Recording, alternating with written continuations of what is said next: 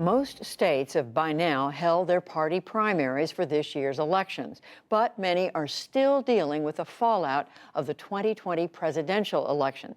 That includes investigations into efforts to overturn the 2020 results and challenges to new election laws. Lisa Desjardins is here with an update. This election year, just like in 2020, all eyes are on a handful of key battleground states.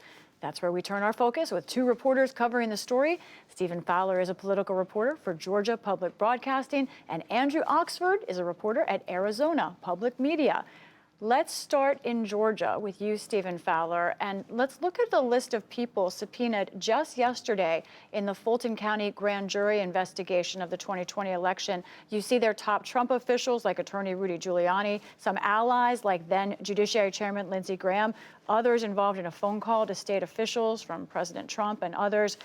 Stephen Fowler, what do you think these subpoenas mean, and what do they tell us about this case? Well, it sends a pretty clear message about what the special grand jury and Fulton County District Attorney Fani Willis are looking for as they continue to investigate efforts to overturn the 2020 election in Georgia.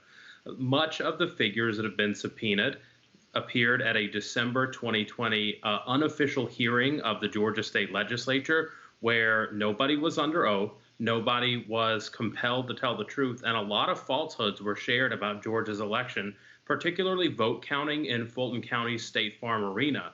And there were several video clips that were played that turned out to be debunked, but the people in these subpoenas still push those claims, and that's some of what the investigators are looking at.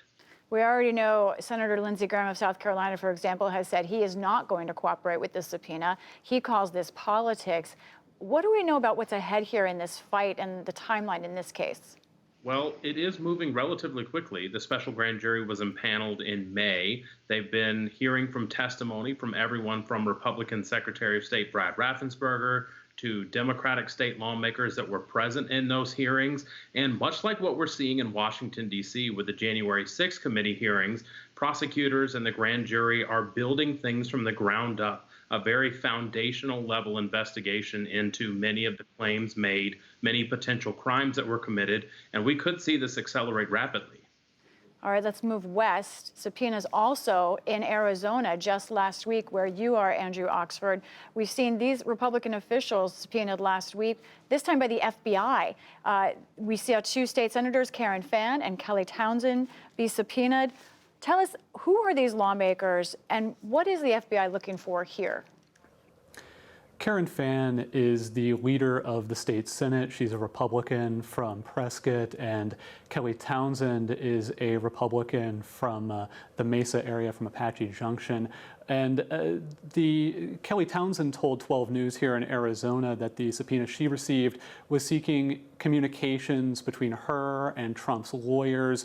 We already know, of course, that Trump's attorneys like Rudy Giuliani were in touch with leading Arizona lawmakers after the 2020 election as lawmakers either joined calls or face-mounting calls to overturn the results of the presidential election here. In fact, Senate President Karen Fann told a constituent in December 2020 in an email that she'd had multiple conversations with Rudy Giuliani. So I think it'll be interesting to see if these subpoenas reveal anything new about that sort of communication, about the pressure campaign that lawmakers were facing or participating in. President Fann has downplayed the significance of this subpoena, though she said that it's seeking documents and communications that others have already requested through public records laws. This is all a lot to keep track of. We've just talked about different investigations about the election, but there at the same time is a lawsuit now in your state in Arizona. The Department of Justice is suing the state over its new election law. And to remind viewers, the law isn't all that simple, but here are some of the points that the Justice Department is looking at: that the law would require voters to bring documents proving citizenship. They would have to check a citizenship box and fill in their place of birth. Andrew, help us out. What is the legal back and forth over this law? Right, so Arizona already requires voters to provide proof of citizenship when they register. If they don't, they still have a right, of course, to cast a ballot in federal elections, to vote for president, to vote for members of Congress. This new law passed on a party line vote in the legislature earlier this year and signed by Governor Ducey, requires election officials to verify the citizenship of those voters who haven't provided proof of citizenship. And it says that if you don't provide proof of citizenship, you can't vote for president and you can't vote by mail.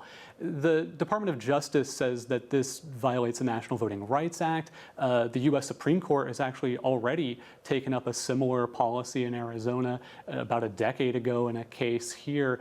So, in fact, staff at the legislature have warned that the legislature would likely end up in this position of facing challenges to this law. In committee hearings, as lawmakers are debating it, attorneys warned that this could violate federal law. As one lawmaker said, though, they believe this is a fight worth having. And I think it's perhaps worth looking at this whole back and forth as really an effort by some Republican lawmakers to challenge broader national voting rights laws. Just to wrap this all up, I want to ask both of you. You're there on the ground. You've been watching and covering how your state votes and the controversy around how your states have voted. I want to start with you, Stephen, but ask both of you, where do things stand right now? Well, Georgia's election law has been challenged. Numerous different lawsuits have been filed for the different parts of the 98-page law that we had here. And so far, it's been a slow-moving process. We did just recently have a federal judge deny a preliminary injunction to block part of Georgia's law dealing with third-party absentee ballot applications. But, Lisa, we are running up close to a time when federal courts don't normally like to change election laws because we have preparations happening very, very soon for the November race. So it's unlikely that Georgia's election laws will change any time before voters head to the polls. Andrew, what about in Arizona? I think we'll get a good sense of that next month when Republican primary voters have some really big choices to make about who they want to elevate to or nominate for election officials. The Secretary of State's race, for example, a key role in setting election policy and running the state's elections. You have a candidate running on his endorsement from Donald Trump and candidates trying to strike a more moderate tone. Even at local levels, I think you'll see Republican primary voters weighing in about the direction they want not just the state to go, but how they want elections to be run into the future here. Rusty Bowers, the House Speaker who was testifying in front of the January 6th committee, is running for state senate and has a primary challenger who is touting his support for Donald Trump. So you'll see, I think, a pretty good indication of which way the base of the party wants to go here in the coming month. Stephen Fowler and Andrew Oxford are expert reporters on the ground. We thank both of you.